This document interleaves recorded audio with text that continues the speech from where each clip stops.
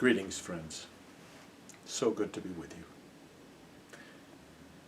I've been thinking a lot about Scripture and the nature of Scripture. One of the things I love about our free religious heritage is that the understanding of Scripture has grown over centuries to the point where now we embrace wonderful poets, wonderful poetry, as well as literature and the Bible.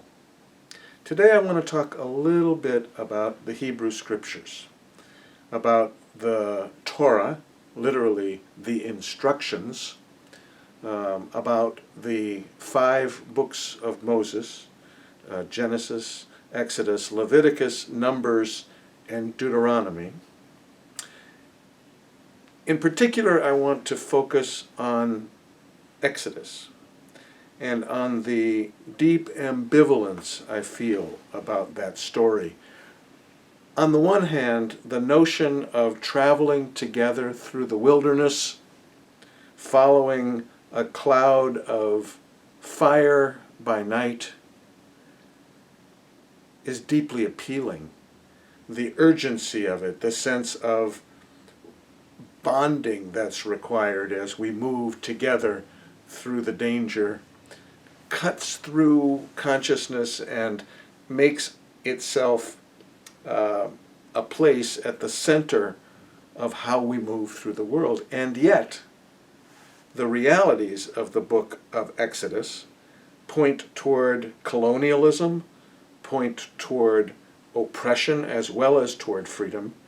Remember that you were slaves in Egypt is at the center of the Passover Seder service.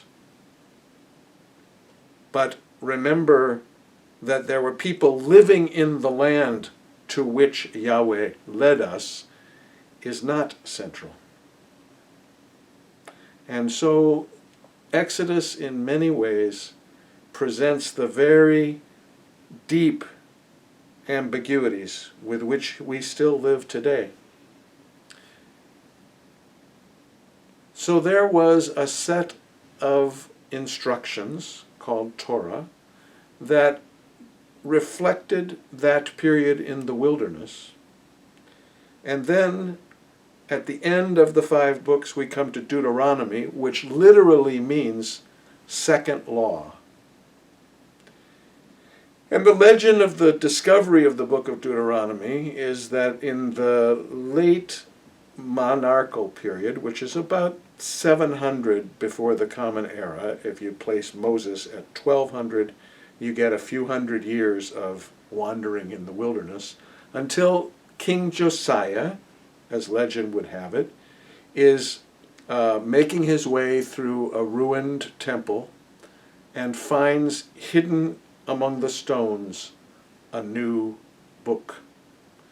A book that is not about how we get along in the midst of the wilderness when the dangers are many and the comforts are few, but instead how we get along together when we're living close by one another in a developed, civilized, urban setting. The central lines of the book, the central verse of the book of Deuteronomy that comes back to me over and over again is, I set before you life and death, blessings and curses. Choose life that you and your descendants might live. As I contemplate those lines now, I think to myself, what does it mean to choose life in the midst of the pandemic?